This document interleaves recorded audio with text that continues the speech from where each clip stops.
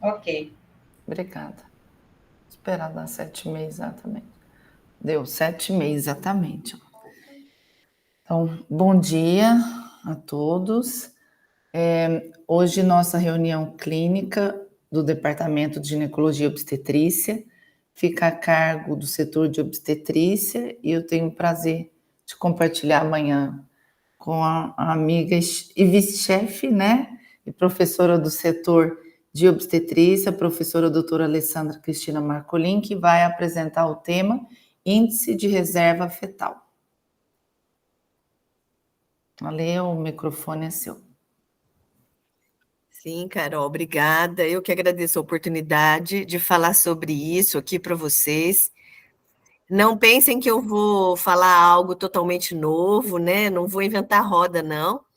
Mas talvez seja uma forma mais organizada de pensarmos sobre a vitalidade fetal, sobre o risco de comprometimento fetal no intraparto. Então, eu vou pedir licença para compartilhar minha tela aqui. Eu já tinha feito o teste, espero que agora funcione novamente. Ok? Ok.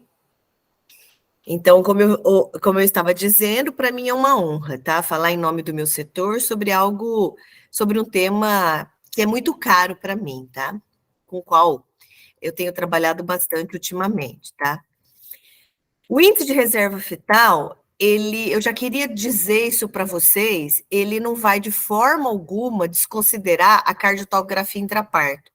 Muito pelo contrário, ele aumenta o valor desse teste, uma vez que contextualiza a avaliação daquele teste dentro de um cenário. Então, é nesse cenário meio confuso que surge o índice de reserva fetal. Existem grandes equívocos sobre o que a monitorização fetal eletrônica é capaz de identificar no intraparto e como faz isso. Quando a monitorização eletrônica foi introduzida na prática obstétrica, ela foi introduzida como uma forma de prevenir morte fetal, tá? Ultimamente, assim, nas últimas décadas, 2, 3 décadas, ela tem sido utilizada como forma de predizer e prevenir a hipóxia intraparto e as suas sequelas. Então, quer dizer, a gente usa um método que foi introduzido para diagnosticar um evento muito grave, e nós temos utilizado, nós inferimos que ele é útil também para diagnosticar alterações mais sutis. E a monitorização fetal eletrônica, a gente não pode esquecer que ela é um teste de rastreio. E todo teste de rastreio ele não é perfeito, senão ele seria um teste diagnóstico. Então, é outro equívoco que cometemos na monitorização intraparto, com relação a ela, né? E, mais uma vez, né, a gente tem que se perguntar quando a usa. A gente está querendo evitar morte fetal, a gente está querendo evitar paralisia cerebral ou outras complicações hipóxicas. E quando ela foi introduzida na prática clínica, ela foi introduzida sem uma grande avaliação sobre as suas evidências, né?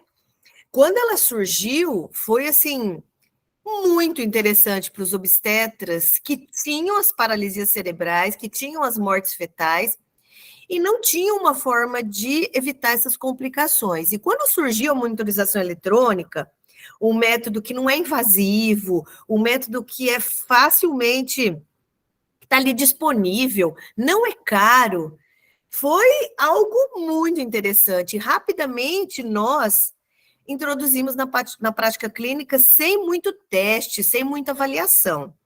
Então, existe muitas dúvidas, né? Existe uma dificuldade no entendimento dos princípios básicos desse método. E, é claro, numa tentativa de padronizar o que nós falamos, né, de uniformizar a nomenclatura, de diminuir as variações com relação às definições, vários trabalhos, várias diretrizes, protocolos já foram publicados. E, ultimamente, a gente usa um protocolo que é de 2008, na verdade de 2009, do American College. Existem protocolos da FIGO, existem protocolos do Royal College, várias entidades têm protocolos de avaliação da vitalidade fetal no intraparto. Mas o nosso serviço optou por usar a do American College, porque das classificações ela é a mais simples de entendimento por profissionais nos seus vários níveis de expertise, tá? E essa diretriz usa uma revisão da nomenclatura, de todos esses elementos que eu falei para vocês, de 2008, publicada por Macones. E outra coisa que eu queria colocar aqui, que nós devemos refletir também, é que a maioria dos casos de paralisia cerebral, elas não são de causa hipóxica e não acontecem no intraparto, tá? E não tem como ser. A gente sabe que 90% das paralisias cerebrais são genéticas. Elas fazem parte de síndromes, de aneuploidias. Então, como evitar isso, né? Ou tem outra causa congênita, uma anomalia, uma malformação, uma anomalia congênita, né? Um processo disruptivo, uma causa infecciosa. Então, existem N motivos aí para você ter uma criança com paralisia cerebral. E tem um outro detalhe, que os casos de paralisia cerebral, eles podem acontecer sem que a gente tenha um evento agudo. Eu diagnostiquei sofrimento fetal agudo no intraparto, é por isso que a criança nasceu com esse comprometimento. Na grande maioria das vezes, você não tem um evento agudo, um descolamento de placenta, um prolapso de cordão, e isso pode acontecer tanto em gestações de alto quanto de baixo risco. Tá? Termos um recém-nascido, uma criança comprometida, sem um evento sentinela. Apenas 16% dos casos de paralisia cerebral, nós podemos diagnosticar uma deterioração das condições fetais ao longo do trabalho de parto. Então, é claro que existem outros motivos para essa criança nascer comprometida, e é por isso que identificar, né, dar valor para parâmetros pré-concepcionais, pré-natais, que possam comprometer o feto, né, e o torná-lo mais suscetível, aí sim, a hipóxia intermitente do intraparto, provocada pelas contrações uterinas, é de grande valia para a gente identificar qual é o caso em que pode ser que eu tenha uma paralisia cerebral vamos dizer assim, de determinação no intraparto, tá? É identificando o feto de maior risco. E é claro, né, por tantos processos médicos que existem hoje em dia relacionados a comprometimento neurológico da criança, que em 2014 o American College também publicou esse guideline aqui, essa diretriz, sobre encefalopatia hipóxico-isquêmica, né, e as suas consequências quando ela ocorre aí no intraparto. Então, vejam, olha, claro que eu não vou ler tudo isso, mas olha o número de itens que devem ser avaliados para se dizer que uma criança tem uma encefalopatia, tem uma sequela de um processo hipóxico no intraparto. Mas é claro que ninguém quer ter um diagnóstico desse com as pacientes que está assistindo, é óbvio. Porque hoje em dia, justamente porque a gente usa muito a monitorização eletrônica no intraparto, os processos, eles têm levado muito em consideração um uso equivocado, um uso inadequado, um uso insuficiente dessa monitorização como suposta causa daquele comprometimento fetal, né? E é fácil entender porque a gente tem esse medo todo. Porque quando um processo médico relacionado a isso chega na mão de um juiz, o juiz não tem a expertise para avaliar todos esses itens aqui e dizer, não, esse processo não tem sentido, não procede, essa criança não tem um comprometimento secundário à hipóxia no intraparto, tem essa expertise. E é claro que na falta dessa expertise, ele vai dar ganho de causa para a criança deficiente, isso é óbvio, né?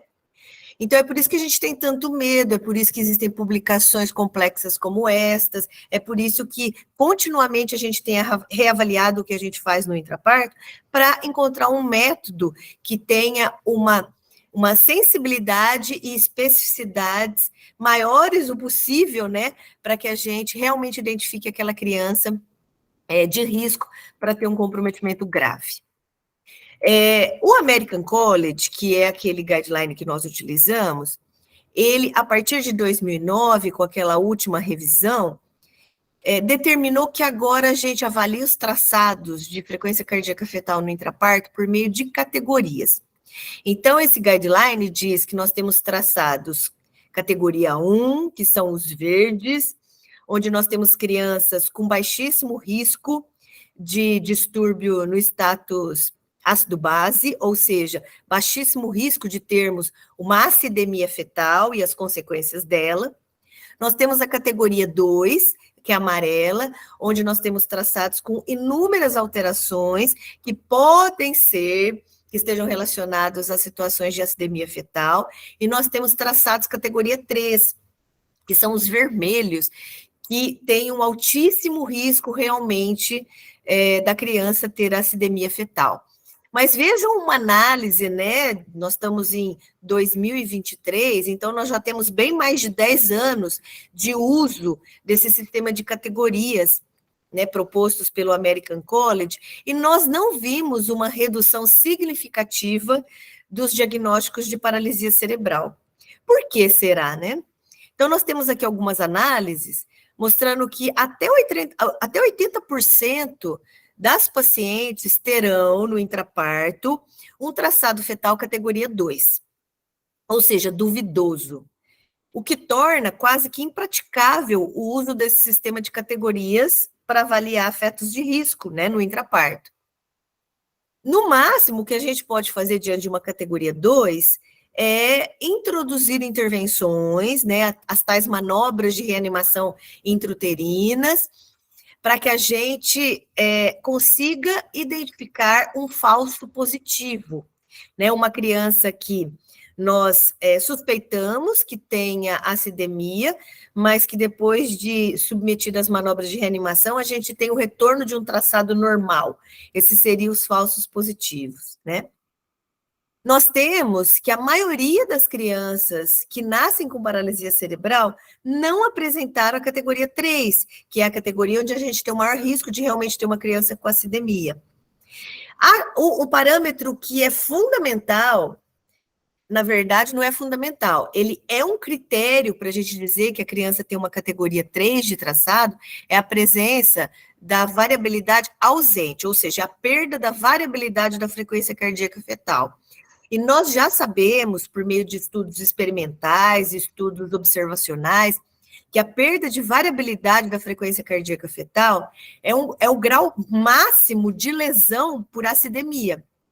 E isso, diagnosticar perda de variabilidade, pode ser tarde demais para a gente ter um resultado obstétrico bom, em termos de insulto hipóxico, né, no intraparto. Então, esse sistema de categorias claramente traz várias dificuldades para ser utilizado na prática clínica. E veja que ele é uma diretriz das mais simples de serem utilizadas, como eu já falei previamente. Por isso que surgiu o índice de resistência fetal. Tá? Ele nada mais é que um teste de rastreio mais ampliado, que tem a capacidade de identificar crianças que têm menos tolerância à hipóxia intermitente do intraparto, aquela hipóxia fruto de contração uterina. Então, ele identifica aquelas crianças que ainda têm alguma reserva, que são capazes de enfrentar o intraparto e o parto propriamente dito. Então, nada mais é que um modelo de predição com base em fatores de risco. Existem alguns sistemas automatizados de avaliação da frequência cardíaca fetal que são utilizados por alguns serviços e que prometem, né, uma análise muito mais sensível, muito mais específica, ou seja, uma acurácia maior para identificar o feto de risco. Mas são métodos com elevada complexidade de análise que são utilizados em poucos ensaios clínicos randomizados, né, que torna possível aí demonstrar os resultados perinatais e resultados bons, né, com o uso dessas metodologias. E são poucos. Eles não apenas não têm a qualidade para mostrar resultados sólidos, como são poucos os que utilizaram essas metodologias. Então, aqui existem vários autores que publicaram trabalhos utilizando vários sistemas automatizados desses, em várias regiões do mundo, tanto para o anteparto quanto para o intraparto, mas a gente ainda não tem bases sólidas para uso dessas metodologias. Então, vamos tentar utilizar uma proposta para se utilizar o índice de reserva fetal. Até porque, como eu já disse, apesar dessa monitorização eletrônica que fazemos tão rigorosamente, a gente não teve redução significativa dos casos de comprometimento fetal e perinatal. Então, é um sistema de pontuação que contextualiza a avaliação de frequência cardíaca fetal no intraparto. Ele é composto por 8 itens. E são todos itens que são quantificáveis. Da seguinte forma, a gente tem 4 itens que representam parâmetros da frequência cardíaca fetal. Então, vejam, aqui eles são avaliados separadamente, tanto a linha de base quanto a variabilidade da frequência cardíaca fetal, a presença de acelerações no intraparto, que é um parâmetro que é desconsiderado pelo sistema de categorias, as desacelerações, aquelas mesmas que nós conhecemos, as desacelerações precoces, que coincidem com as contrações, as tardias, que são posteriores às contrações, que acreditamos ser mais relacionadas com hipóxia, as variabilidades, as desacelerações variáveis, que são relacionadas à compressão de cordão, mas que hoje em dia, né, na atualidade, nós sabemos que todas as 3 têm aí alguma relação com hipóxia, tá? Umas mais, outras menos, mas todas têm. E aqui nós avaliamos esses parâmetros separadamente. Avaliamos também a atividade uterina, quando ela é excessiva, ela é problemática, e avaliamos fatores de risco maternos, pré-natais, perinatais, tá? Fatores de risco obstétricos e fatores de risco fetais. Esses 3 últimos itens, eles são mais estáticos, né? Os demais itens são bastante dinâmicos. E aí nós atribuímos um valor de 1, quando os itens são normais, e um valor de 0, quando eles são anormais, de modo que nós teremos, após a avaliação do índice de reserva fetal, um resultado de X em 8, tá? De modo que quando for 8 em 8, é 100% de chance de um resultado bom. A leitura é de que a criança tem um baixíssimo risco de ter um comprometimento hipóxico que resulte em comprometimento neurológico, e, por exemplo, se eu tiver um 4 em 8, eu tenho só 50% disso acontecer. Então, eu tenho um risco de 50% de comprometimento perinatal. E por que a atividade uterina ela é tão importante, né? Eu já falei um pouquinho dela, mas porque a gente tem trabalhos de várias décadas, tá? Mostrando que aquelas crianças que nascem com comprometimento neurológico foram crianças que, na grande maioria das vezes, adentraram o trabalho de parto com suposta reserva fetal, tá?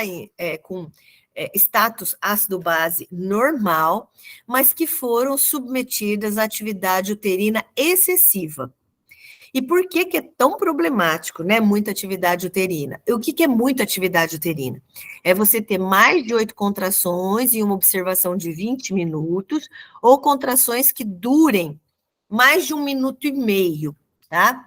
Porque quando a gente tem muita contração, a gente vai ter pouco tempo de relaxamento entre elas. E é o relaxamento o que é muito importante para que todos aqueles mecanismos que protegem o feto do insulto hipóxico. Então, a gente tem uma série de sistemas biológicos fetais que, diante de um estímulo hipóxico, são ativados, desencadeiam respostas adaptativas que protegem as crianças daquele insulto hipóxico. Senão, todos nós morreríamos no trabalho de parto, né? Que é um evento extremamente hipóxico. Então, quando normal, quando com reserva, essas crianças respondem a esses períodos hipóxicos por meio de sistemas que fazem com que elas se adaptem, né, a essa hipóxia. E quando você tem o relaxamento, você dá um tempo para que esses sistemas voltem ao início do processo. Eles reiniciam aquela sua capacidade de desencadear respostas protetoras, tá? Se você tem intervalos curtos, esses sistemas, eles não voltam à linha de base e, é claro, que eles não protegerão adequadamente aquela criança. Aqui colocando de uma maneira mais clara, é claro que eu não vou ler tudo isso, o que são os fatores de risco mais considerados nessa análise aí no índice de reserva fetal. Então, nós temos aqui, eu fiz um aumento aqui desses 3 pedaços dessa tabela de fatores de risco. Então, nós temos os fatores de risco maternos, fetais, os fatores de risco obstétricos. Então, vamos fazer aqui um exemplo. Uma mãe chega para induzir o trabalho de parto por uma doença hipertensiva. Então, várias daquelas pacientes que nós temos lá no centro obstétrico diariamente. Então, ela tem uma hipertensão arterial crônica, uma hipertensão arterial gestacional, controlada, até por isso ela chegou com 39 semanas para fazer a sua indução, e ela tem esse risco materno. Ela tem um feto que tem comprometimento do seu crescimento, que tem restrição, e que tem alguns dopplers anormais, como, por exemplo, um doppler de artéria cerebral média. Então, ela tem um feto restrito centralizado. Pode até ter um doppler de umbilical normal, tem parâmetros agudos normais, tem ducto venoso normal, líquido normal, não tem problema.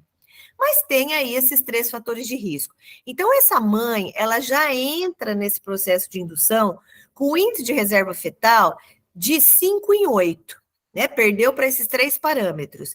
Então, existe uma chance de 62% dessa criança suportar o trabalho de parto. Mas veja, existe 38% de risco de termos uma criança com comprometimento neurológico, tá? Então, vejam, eu não estou dizendo de forma alguma que a gente tem que operar essa paciente. Ela ainda está com um índice de reserva fetal que é considerado normal, que eu vou mostrar no slide seguinte. Mas é uma paciente que eu preciso jogar na equação dessa indução outros fatores, ou seja, eu tenho que contextualizar esse índice de resistência fetal, né? História obstétrica, qual que é a paridade, quais que são as condições do colo, qual é esse peso fetal, qual é a idade gestacional, pensando em outras situações. Eu tenho que jogar nessa equação. Como que está a frequência fetal prévia ao início da indução, que são os outros parâmetros do índice de reserva fetal, e é claro que eu tenho que completar essa análise para ter uma ideia do risco dessa criança. Então, eu faço uma avaliação num segmento de 10 minutos de traçado da frequência cardíaca fetal no intraparto e chego ao índice de reserva fetal global, que pode ser dividido também em 3 zonas, tá? Para facilitar o nosso entendimento. Então, a zona vermelha, que é uma zona de alto risco, é um perfil, um índice de reserva fetal anormal. Tem a zona amarela, que é um índice de reserva fetal para ser utilizado com muito cuidado, e o verde, que é um índice de reserva fetal normal. Então, é claro que à medida que a gente vai ter no acúmulo de fatores de risco, esse índice de resistência fetal vai caindo e essa criança vai passando pelas cores ao longo do trabalho de parto. Pode sair de um perfil, de um índice normal, verde, passar rapidamente para um índice amarelo e finalmente para o índice vermelho. Um índice de reserva fetal normal é acima de 50%, como o da nossa paciente anterior ali. Lembrando que nesse momento eu só avaliei 3 fatores dos 8 fatores dessa paciente, tá? Um índice de reserva fetal, que eu tenho que olhar com cuidado, está entre 26% e 50%, e o índice de reserva fetal claramente anormal, vermelho, é menor ou igual a 25%. Vejam, quando eu falo que o feto está na zona vermelha, não significa fazer cesárea, tá? Naquele momento. Significa que esse feto, ele precisa ser observado por um profissional experiente. Eu tenho que reavaliar o contexto clínico específico em que aquela paciente está inserida, em que aquele feto está inserido, se existe a ocorrência nesse momento de algum evento sentinela, um sangramento, uma taxistolia, uma ruptura de membranas, etc. Eu vou introduzir, com certeza, medidas de reanimação, de ressuscitação intrauterina, e vou observar se esse feto sai da zona vermelha.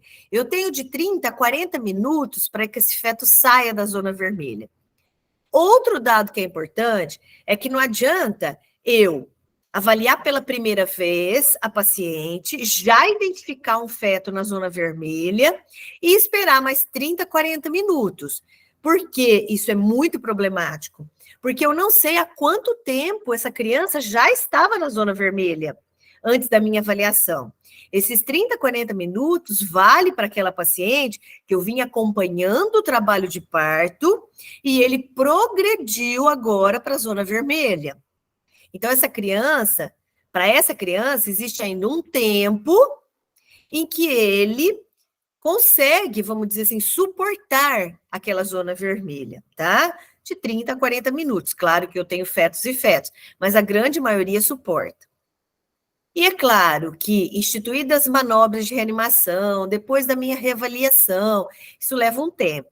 Eu decidi que essa criança permanece na zona vermelha, ela precisa estar no berço em 30 minutos, tá? Então, digamos que eu tenha, do momento em que eu começo a ter essa criança na zona vermelha, até a criança no berço, eu tenho, no máximo, aí, 1 hora e 10, para tomar as minhas decisões e promover o parto. Claro que se da zona vermelha ela voltar à zona amarela e assim, naqueles casos muito felizes, ela até voltar na zona verde, essa criança, na verdade, era um falso positivo e eu vou conduzir no meu trabalho de parto, tá? Então, eu tenho aqui alguns exemplos na prática para mostrar para vocês como isso funciona, né? Então, a gente tem esse sistema, que é um sistema publicado por pesquisadores americanos, principalmente esses colocados aqui, o Iden e o Evans, tá? Eles têm vários trabalhos propondo o índice de resistência fetal, o índice de reserva fetal, e eles têm começado a validar esse índice. Esse é um outro detalhe que eu preciso dizer para vocês, que essa metodologia, ela ainda carece de validação, tá? Ela é extremamente recente, isso começou a ser discutido a partir de 2017, 2018, que é quando a gente começou a ter mais publicações sobre ele. Então, a gente ainda tem um chão para percorrer, tá? Mas é uma proposta bastante interessante. Então, aqui nesse primeiro quadro, a gente tem crianças que tiveram resultado obstétrico normal, tá? Nós temos, inclusive, 3 crianças, as 3 primeiras ali, que tiveram parto vaginal, que nasceram bem. E a última criança foi uma criança que nasceu por cesárea, mas a cesárea foi indicada por distócia, tá? Não por suspeita de comprometimento fetal. E vejam só, a primeira criança ficou o tempo todo na zona verde, que felicidade. A segunda criança ficou a grande maioria do trabalho de parto na zona verde. Teve aqui um finalzinho no período expulsivo de zona amarela, mas que permitiu a condução do trabalho de parto com resultado bom. A terceira criança até teve um período na zona vermelha, mas depois da instituição das manobras de ressuscitação, ela ficou zona amarela, até recobrou ali a zona verde, o que permitiu a condução do trabalho de parto. E a última criança até teve 2 zonas vermelhas aqui, mas que foram rápidas, e nasceu dentro de uma zona amarela, nasceu muito bem, por meio da cesárea, por distócia de descida. Já esse quadro verde também mostra crianças com bom resultado obstétrico, tá? Mas crianças onde a permanência na zona vermelha ou excedeu aquele tempo de 30 a 40 minutos, ou houve um evento sentinela, ou houve uma avaliação por profissionais experientes que decidiram, por bem, fazer um parto instrumentalizado, por fatores que eles julgaram ser muito importantes aí na avaliação do índice de reserva fetal, de modo que a gente tem aqui a primeira paciente, ela teve um parto vaginal a vácuo, uma criança com boas condições, mas vocês já conseguem ver que o pH já é menor do que das crianças desse primeiro quadro aqui.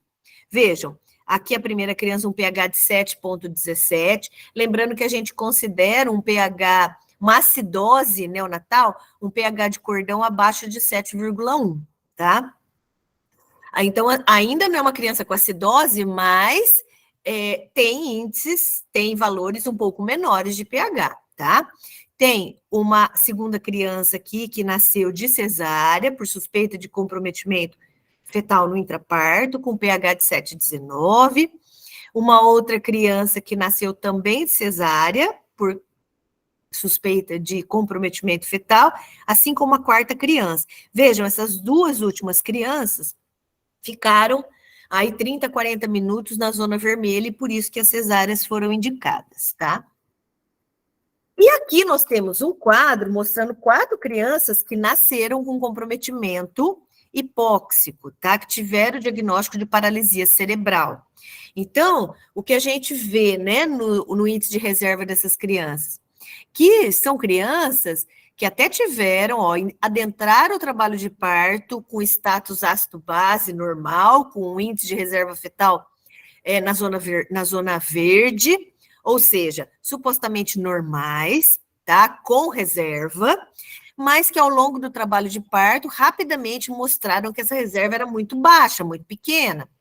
Então, são crianças, vejam, crianças que já apresentaram zonas vermelhas na primeira fase do trabalho de parto, na fase de dilatação.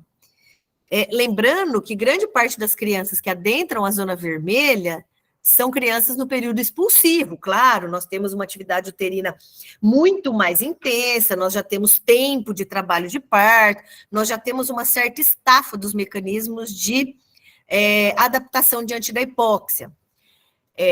Aqui essas crianças já na primeira fase do trabalho de parto adentraram a zona vermelha, mostrando que a reserva deles era muito baixa. E olha que tempo que permaneceram na zona vermelha. É claro que esse quadro ele foi construído retrospectivamente com os dados. Ninguém ficou olhando uma zona vermelha ali por horas a fio.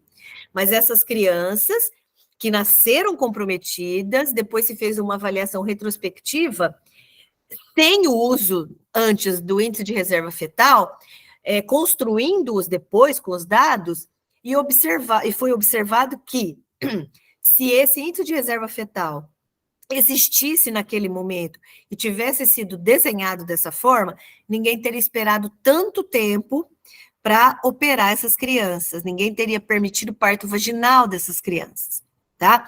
Vejam aqui, os 3 primeiros nasceram de parto vaginal, e o 4º nasceu de cesárea. E outro dado que esse quadro mostra foi que ali dentro da zona vermelha nós temos 2 pontos, nós temos o A e o B. Porque a paciente pode ter adentrado a zona vermelha porque ela já tinha fatores de risco importantes, maternos, fetais e obstétricos, e ela começou a apresentar mais outros fatores de risco, como atividade uterina excessiva, fez uma bradicardia, e o que a gente vê é que essas crianças apresentavam ali o ponto A e o ponto B. O que são o ponto A e o ponto B? O ponto A, a gente pode dizer genericamente que ele é um momento em que essa criança passou a ter categoria 2, tá? Lá do American College. E o ponto B, categoria 3. Então, essas pacientes elas já tinham zona vermelha antes disso e elas também apresentaram o ponto A e B ao longo da linha vermelha. Ou seja, crianças realmente comprometidas. E desenhando, a gente consegue ter uma ideia de magnitude e de tempo em que essas crianças ficaram nessa situação tão ruim aí em termos de hipóxia. Um outro dado que eu gostaria de introduzir a vocês, né? Eu achei extremamente interessante com o uso do índice de reserva fetal, é que a avaliação, o controle perinatal, vamos dizer, fetal, ele não acaba com a expulsão fetal. A avaliação de crianças que permaneceram na zona vermelha, ela precisa ser estendida para o período neonatal. Nós sabemos que, fisiologicamente, logo após o parto, 85% dos recém-nascidos têm uma taquicardia significativa, tá? Mas nós também sabemos, claro, faz parte de todo aquele mecanismo adaptativo da circulação, né, do feto, da circulação extrauterina. Mas nós também sabemos que a grande maioria dos fetos que tem essa taquicardia, resolve essa taquicardia na primeira hora de vida. Isso seria o fisiológico. Mas nós já temos trabalhos mostrando que crianças que nascem vindas de zonas, algumas de zona amarela, mas a grande maioria de zona vermelha, elas têm essa taquicardia e elas não resolvem a taquicardia na primeira hora de vida. Então, isso pode ser um sinal de que essas crianças têm um comprometimento que se estende para o período neonatal, inclusive. E aí tem um grande questionamento, né? Se eu fizer a monitorização dessas crianças no período neonatal, o que eu posso fazer por elas para melhorar os resultados neonatais? Será que essas crianças são candidatas ao protocolo de hipotermia? Será que eu terei resultados melhores se eu fizer isso nessas crianças que têm taquicardia, que demora a resolver essa taquicardia, ou que têm níveis diferentes de taquicardia? Então, fica aqui também uma curiosidade, né, sobre isso, e talvez no futuro a gente tenha mais trabalhos que prolonguem essa avaliação dos recém-nascidos aí, né? Essa monitorização dos recém-nascidos. Então, eu queria resumir algumas evidências sobre o índice de reserva fetal, antes de acabar minha aula, que a zona vermelha ocorre em 25% das pacientes, então 1/4 das nossas pacientes deverão ser rigorosamente avaliadas em termos fetais durante o trabalho de parto, mais do que a gente faz hoje em dia, que a zona vermelha não significa parto, mas significa uma avaliação muito cuidadosa por um profissional experiente, em vigência de manobras de ressuscitação intrauterinas, que a permanência nessa zona vermelha é de, no máximo, 40 minutos, a partir do seu diagnóstico, do seu início, e que, se essa criança não sair da zona vermelha, ou se eu decidir resolver a gestação, eu tenho meia hora para essa criança nascer, tá? Casos de paralisia cerebral e de cesárea por comprometimento fetal, geralmente eles ocorrem em crianças que permaneceram 5 horas ou mais e 1 hora ou mais, respectivamente, na zona vermelha. Isso é o que os trabalhos mostram. Então, talvez a gente esteja esperando além do que a gente devia, por não ter um sistema que facilita a visualização disso, né?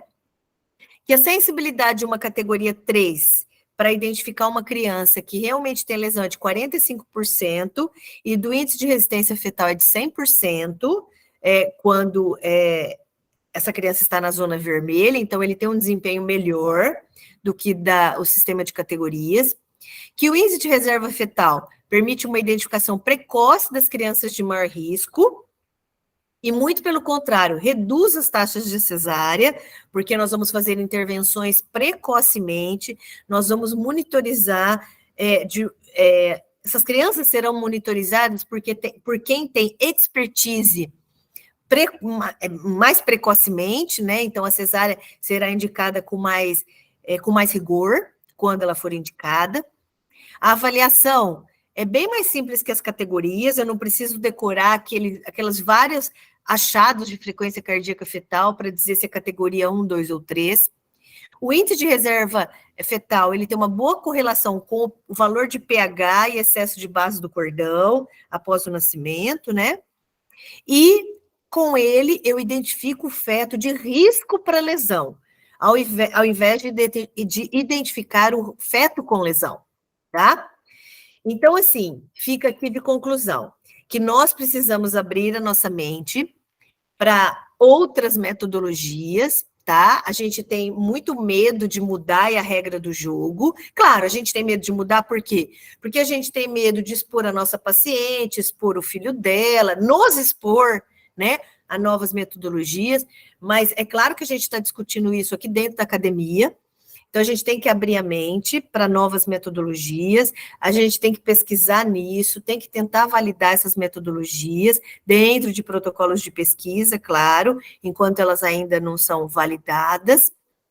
Outra coisa que a gente tem que fazer, tem que pensar, é que a maioria das nossas pacientes são saudáveis, então a grande maioria vai passar pelo trabalho de parto na zona verde, quando muito um pouco na zona amarela, mas o uso do índice o índice de reserva fetal, ele não vai aumentar a taxa de cesárea, não vai ser motivo para eu indicar cesárea desnecessária, tá?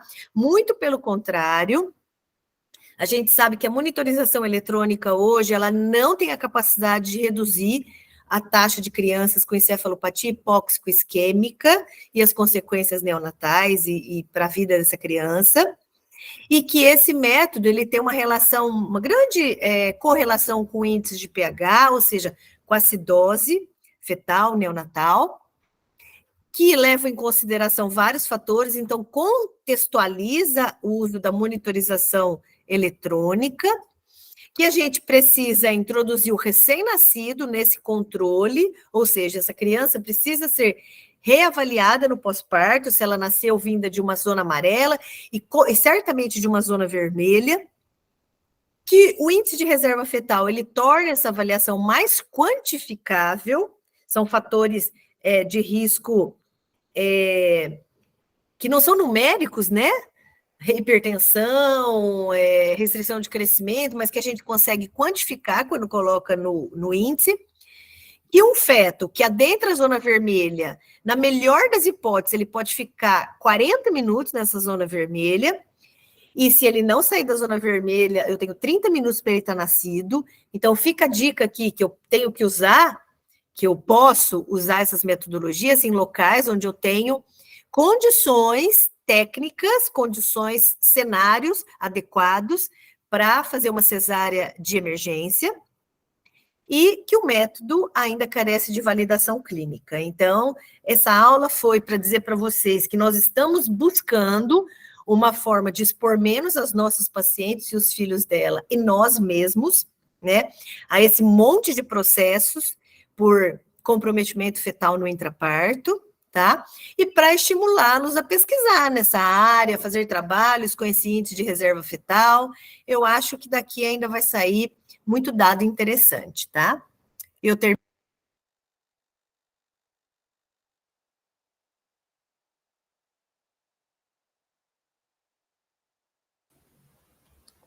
Ó, gente, não sei se caiu para vocês ou só foi o meu caso aqui. Caiu, Carol. Ela caiu sim, Carol. Então, falei, gente, será que... Ver se a Alessandra está saindo. Às vezes, sabe o que pode ter acontecido? A pessoa, na hora de parar de compartilhar, aperta o sair, né? Acho que possivelmente foi Já isso que aconteceu. Deixa eu ver se aconteceu alguma coisa lá. Ou então também está tendo... Oi, Ale, você Voltou, caiu. né?